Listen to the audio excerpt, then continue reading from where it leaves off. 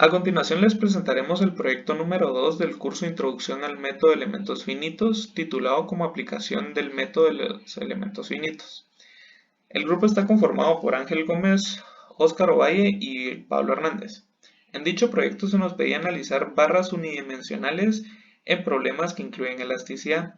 Para el primer inciso se nos pedía establecer el diagrama de flujo del programa, por lo que se procedió a ordenar de manera coherente el archivo proporcionado para establecer el flujo de los pasos que se producían dentro del código al momento de analizar una estructura de una dimensión. Lo primero que se realizó en el programa fue establecer y nombrar cada una de las variables que serían utilizadas a lo largo de todo el proceso. Luego de esto, el programa se encargaba de preprocesar toda la información que sería analizada para poder llegar de este modo a una respuesta coherente.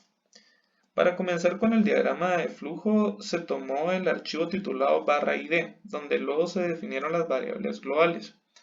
Luego de establecer todos los parámetros, se procedió a calcular el mallado de esta estructura. Luego de hacer el mallado, se procedió a preparar las matrices que iban a contener la información del elemento.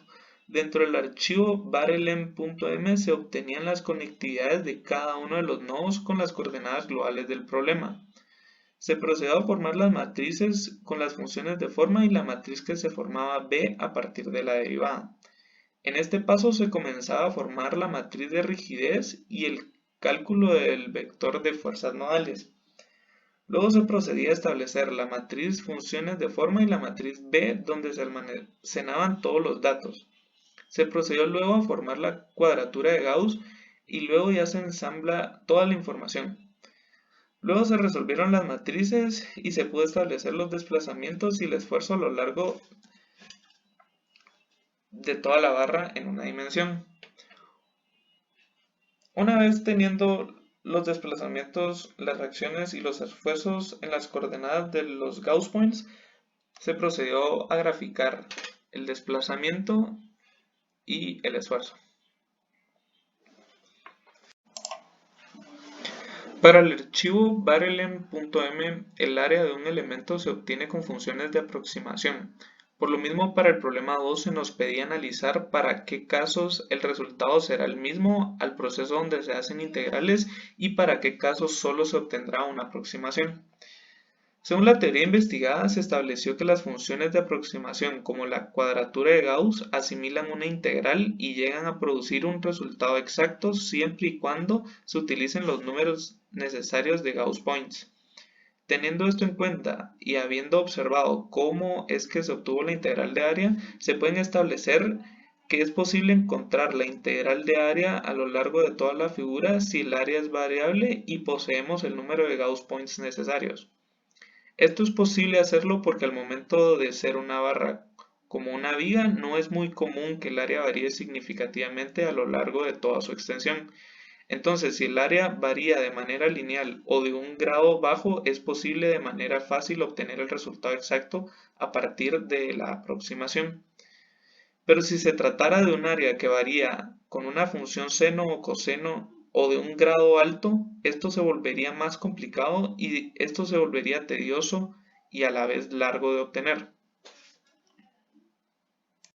Para el problema 3 del proyecto 2 se nos pedía modificar el código de MATLAB para cambiar este de una barra de un elemento con 3 nodos a una barra de 2 elementos con 3 nodos. Entonces, para lograr esto se modificó el input ejemplo y el mesh input ejemplo. Como podemos observar en el input ejemplo, se modificó el número de elementos para el mesh de 1 a 2 y se modificó el número de nodos globales de 3 a 5. Adicionalmente se modificó la C-área. La C-área antes solo consideraba 3 nodos, ahora se deben considerar los 5 nodos globales. De igual manera se modificó la condición frontera natural, se modificó la posición de dicha condición frontera natural de 3 a 5, porque ahora esta se encontrará en el quinto nodo global. Ahora, en el mesh input ejemplo, podemos observar que se modificó la coordenada x, las coordenadas en x, para considerar los nodos adicionales. Y de igual manera se modificó la matriz IEN, se agregó una columna adicional. Esta columna representa los nodos del elemento 2 y la primera columna representaría los nodos del elemento 1. Ahora, al correr barra 1D, podemos observar los resultados que tira el programa al hacer las modificaciones. Como podemos ver, aquí nos dan los desplazamientos y las reacciones. Y en esta tablita podemos ver los esfuerzos en las coordenadas de los Gauss Points. Y está dividida en dos elementos, como podemos observar. A continuación les mostraré la gráfica que resulta de correr este programa. Como podemos observar, aquí se encuentra la gráfica del desplazamiento y del esfuerzo.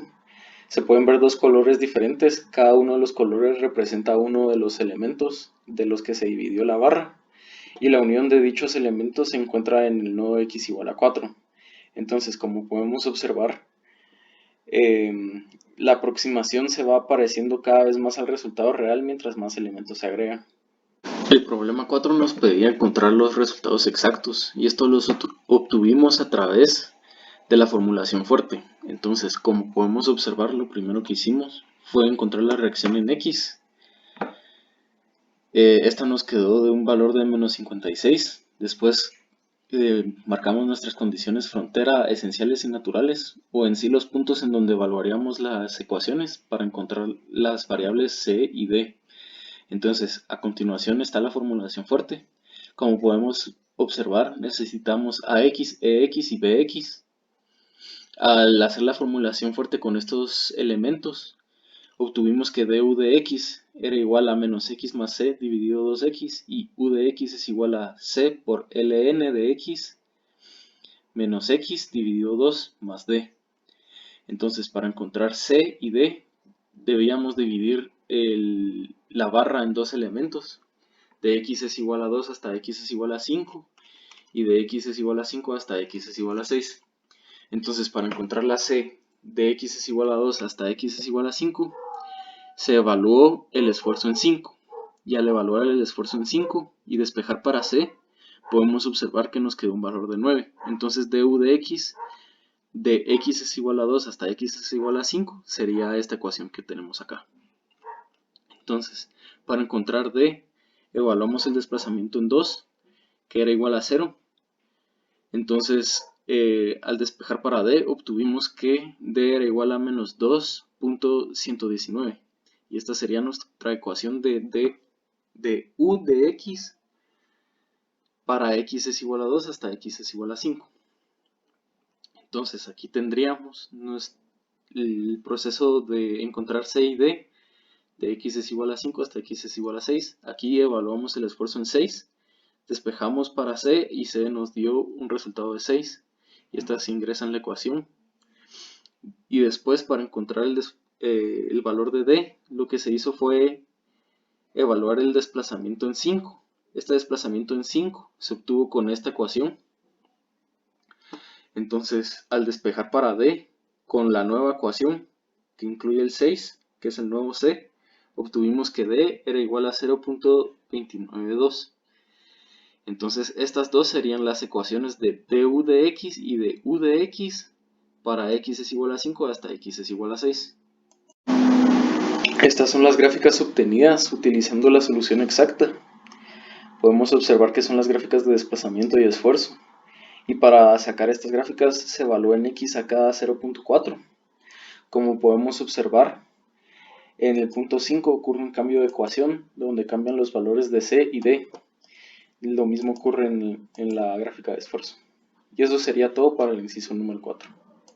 Ahora hablaremos sobre el inciso número 5 de la figura en una dimensión que se extendía de 2 a 6 y obteníamos la ecuación a partir del proyecto en donde sabíamos que el desplazamiento exacto menos el desplazamiento aproximado dividido el desplazamiento exacto nos daba el porcentaje de error. Pudimos darnos cuenta que en el inicio de la figura este desplazamiento variaba mucho, por lo que su error era muy grande, mientras que al llegar al final de la figura podíamos ver que el error era casi cero. Esto es debido a las maneras en que se calculaba y los aspectos que tomaba en cuenta cada una de las soluciones. Ahora hablaremos sobre el input ejemplo del problema número 6, donde teníamos 4 elementos de 3 nodos cada elemento. Para esto sabíamos que el número de nodos globales era de 9 y lo único que teníamos que cambiar luego de eso era el valor de las áreas en los diferentes nodos que íbamos a colocar. Del mismo modo, las fronteras esenciales y naturales se quedaban igual y la carga del mismo modo también queda igual. Otra cosa que debíamos cambiar era la matriz de conectividad, ya que ahora íbamos a tener 4 elementos, por eso tenemos 4 4 columnas y 3 filas porque hay 3 nodos por cada elemento. Ahora veremos las gráficas. Ahora analizaremos las gráficas que obtuvimos donde el desplazamiento va desde 0 hasta 2.5 aproximadamente en 6. Eso es debido a que en la posición 2 está empotrado. Y para el diagrama de esfuerzo vemos que el esfuerzo mayor se encuentra al inicio de casi 14 pascales. Esto es debido a que ahí es donde se encuentra el mayor esfuerzo debido a que está empotrado. Y en la posición 5 donde está la fuerza aplicada externa de un lado es mayor ya que de ese es el punto donde estamos tomando la fuerza y en el otro es menor por lo mismo de acción-reacción. Para realizar el problema número 7 fue necesario conocer el número de elementos que eran 3, los que se iba a subdividir la figura, el primer elemento donde el área era variable y los otros dos donde el área era constante. Necesitábamos 7 nodos globales ya que uno de estos elementos se partía en 3, todos los elementos se partían en 3, entonces necesitábamos 7 número de nodos globales. Luego de esto cambiamos el módulo de elasticidad que era de 25 megapascales y la fuerza de cuerpo, como sabíamos que en los primeros dos puntos nodales era 0 ya que no había aplicada y luego en los otros era una fuerza de 20 newtons por metro. El área del mismo modo se fue variando desde 0.4 a 0.3.2 hasta quedarse constante de B a C. De ahí conocíamos las condiciones fronteras esenciales marcadas en el nodo 1 que era el extremo 1 y marcadas en el nodo 7 que era el extremo C, donde no debía de haber desplazamiento. Del mismo modo colocamos las condiciones fronteras naturales y la carga de menos 200 que era aplicada en el nodo 2. Por ende vamos a poder revisar de cuánto es que se podía aplicar y cómo es que quedaban los desplazamientos y esfuerzo en este punto 2 donde estaba aplicada la fuerza externa. El mallado, como se colocaban 3 elementos, habían 3 columnas y 3 filas porque habían 3 elementos por cada columna. Ahora veremos los resultados en gráfico. Ahora analizaremos los resultados que pudimos obtener. Como vemos en los desplazamientos son ceros en los extremos, ya que no podía haber desplazamiento en A ni en C. Y en el punto 2 donde estaba aplicada la fuerza externa fue el único lugar donde encontramos un desplazamiento de aproximadamente 0.03 milímetros. Esto es debido a la fuerza externa que se aplicaba y podemos asimilarlo con el diagrama de esfuerzo que vemos aquí abajo, donde en la posición A, que es el extremo izquierdo, había un aproximado de menos 247 pascales de esfuerzo y en el punto C, que era el último tramo derecho, un aproximado de 110. En el punto 2 donde se encontraba la fuerza aplicada externa vemos que hay un corte porque es donde aplicábamos el punto del esfuerzo y esta fuerza puntual que estaba aplicada, como lo vemos aquí en el nodo número 3, era mayor de un lado y menor del otro, ya que por acción-reacción estas debían compensarse para obtener el resultado exacto.